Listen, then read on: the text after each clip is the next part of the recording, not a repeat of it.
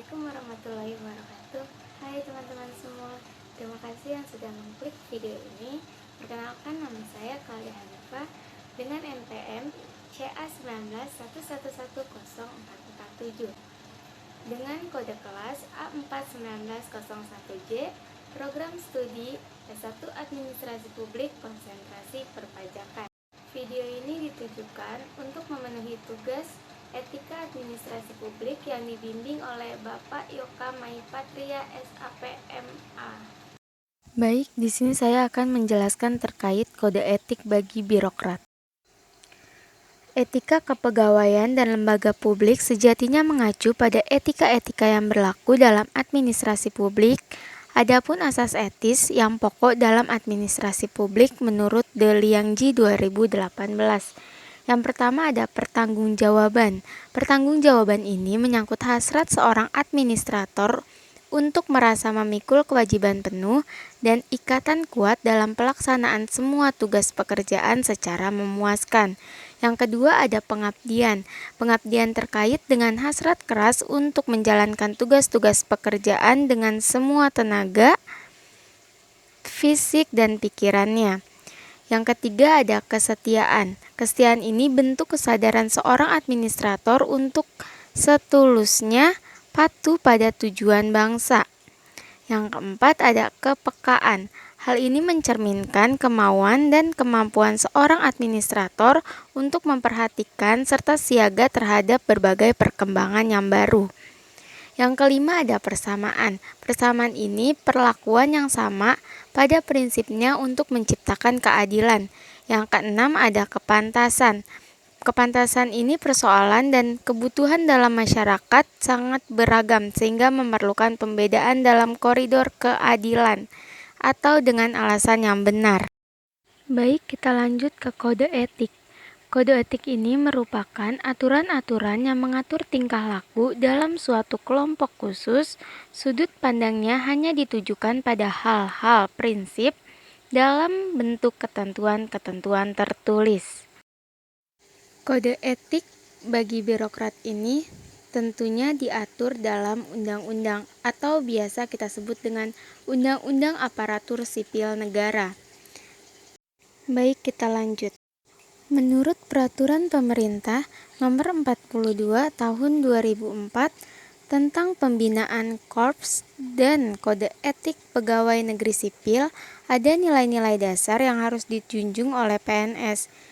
Yang pertama, ketakwaan kepada Tuhan Yang Maha Esa, kesetiaan dan ketaatan kepada Pancasila dan Undang-Undang Dasar 1945. Yang ketiga, semangat nasionalisme. Yang keempat, mengutamakan kepentingan negara di atas kepentingan pribadi atau golongan. Yang kelima ada ketaatan terhadap hukum dan peraturan perundang-undangan. Yang keenam ada penghormatan terhadap hak asasi manusia. Yang ketujuh tidak diskriminatif. Yang kedelapan harus profesional. Dan yang kesembilan semangat jiwa korps. Jadi sebagai ASN harus jujur, bertanggung jawab, disiplin, agar pelayanan yang diberikan oleh ASN kepada masyarakat itu memuaskan. Sanksi untuk ASN. Jadi untuk para ASN yang tidak mentaati atau melanggar peraturan perundang-undangan yang sudah ditetapkan akan diberikan sanksi. Adapun sanksi moral yang dapat diberikan berupa yang pertama, pernyataan secara tertutup yang disampaikan oleh pejabat yang berwenang atau pejabat lain yang ditunjuk dalam ruang tertutup. Yang kedua, ada pernyataan secara terbuka. Hal ini dapat dilakukan dalam forum-forum pertemuan resmi PNS, upacara bendera, media massa, dan forum lainnya yang dipandang sesuai. Untuk itu, dalam pemberian sanksi moral tersebut harus disebutkan jenis pelanggaran kode etik yang dilakukan oleh PNS. Etos kerja dalam pemerintahan menurut Geertz 1988 dalam Kumorotomo 2014. Etos diartikan sebagai sikap yang mendasar terhadap diri dan dunia yang dipancarkan hidup.